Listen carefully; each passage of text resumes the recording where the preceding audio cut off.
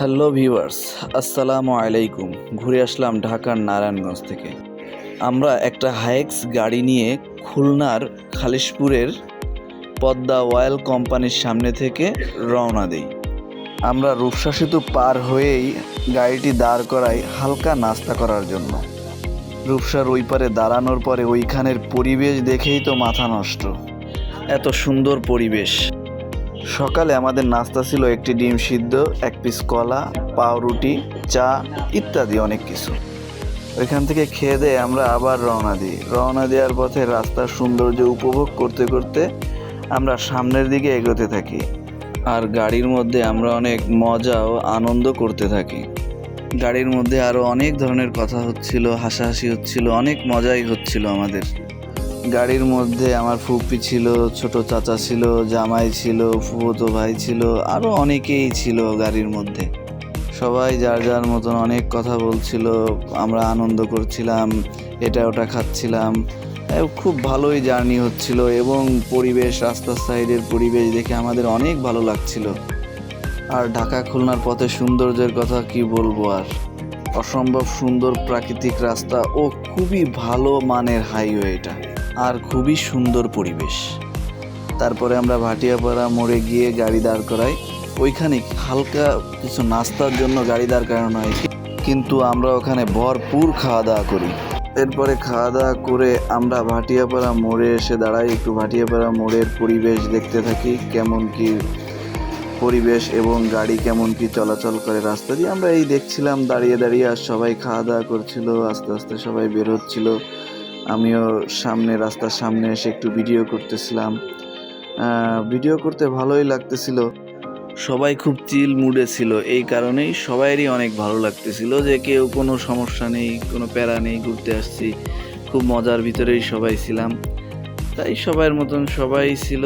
আমি ভিডিওর কাজেই ব্যস্ত ছিলাম, ভিডিও করতেছিলাম, যেখানে যাচ্ছিলাম ওইখানে দাঁড়ায় একটু একটু করে ভিডিও করছিলাম। তবে একটা জিনিস দেখলাম যে ঢাকা খুলনার বাসগুলো খুবই ভালো মানের বাসই এখানে চলাচল করে। তারপরে আমরা দেখতে দেখতে মাওয়ার কাছাকাছি চলে আসলাম, রেল লাইন পার হলাম। পদ্মা সেতু যে রেল লাইনের কাজ চলছে, সেই রেল লাইনের উপর দিয়েই যাচ্ছিলাম, রেলের ছবি তুললাম। তারপরে আমরা মাওয়া হাইওয়েতে উঠে গেলাম, ডবল লাইনের যে হাইওয়ে, খুবই সুন্দর, খুবই মারাত্মক হাইওয়ে। মনে করেন যে এই হাইওয়েতে গাড়ি স্লো চালাইলেও 180-র নিচে চালানো খুবই কষ্টকর, কারণ সবার গাড়ির স্পিডই সমান। খুবই খুবই খুবই ভালো এবং খুবই দেখতে দৃষ্টিনন্দন এই হাইওয়েটি। আমরা সবাই এই হাইওয়ে রাইডটা উপভোগ করেছিলাম। হাইওয়ে রাইডটা মনে হচ্ছিল যেন প্লেনে বসে আছে এরকম, যে একটা ঝাঁকাও লাগতেছিল না। এত স্মুথ রাস্তা, এত সমান রাস্তা, এত ভালো রাস্তা, খুবই ভালো লাগছিল। চলতে চলতে আমরা গল্প করছিলাম আর চলতেছিল, গাড়ি চলতেছিল, আর খুবই ভালোই এনজয় করতেছিলাম। কারণ এই হাইওয়েতে যাওয়ার আমার অনেক দিন ধরেই খুব শখ বা ইচ্ছা ছিল মাথার মধ্যে, তো এদিক সেদিক করে চলেই গেলাম। আর হাইওয়েতে একটা টোল দেওয়া লাগে, হাইওয়ে টোলটা দিয়ে আমরা আবারও সামনের দিকে এগোতে থাকলাম। তারপর কিছু দূর যাওয়ার পরেই পদ্মা সেতুর টোল দেওয়ার পরেই আমরা পদ্মা সেতুর দিকেই এগোতে থাকলাম। তারপর আস্তে আস্তে পদ্মা সেতুর দিকে গাড়ি এগিয়ে যেতে লাগলো। পদ্মা সেতুতে অনেক অনেক সুন্দর দেখার মতন দৃষ্টিনন্দন অনেক জিনিস আছে, যেমন পদ্মা সেতুর উপর থেকে নদীর যে সিনারিটা বা নদীর যে দৃশ্যটা, এটা দেখতে যে অনেক ভালো লাগে। এবং পদ্মা সেতুর সামনের যে ভিউ, পদ্মা সেতুতে গাড়ি ওঠার বা গাড়ি যখন পদ্মা সেতু থেকে বের হয়ে যায়, এই যে ভিউটা অনেক সুন্দর লাগে, অনেক মারাত্মক সুন্দর লাগে। পদ্মা সেতুতে উঠে আমরা দূরের পরিবেশ দেখতেছিলাম, নদীর পরিবেশ দেখতেছিলাম। পদ্মা সেতুর সোজাসুজি অনেক সুন্দরতম একটা দৃশ্য হলো গিয়ে পদ্মা সেতুর উঁচু দিয়ে সাইডের যে দৃশ্যগুলো এত সুন্দর লাগে, আমার কাছে খুবই ভালো লেগেছিল সাইডের দৃশ্যগুলো।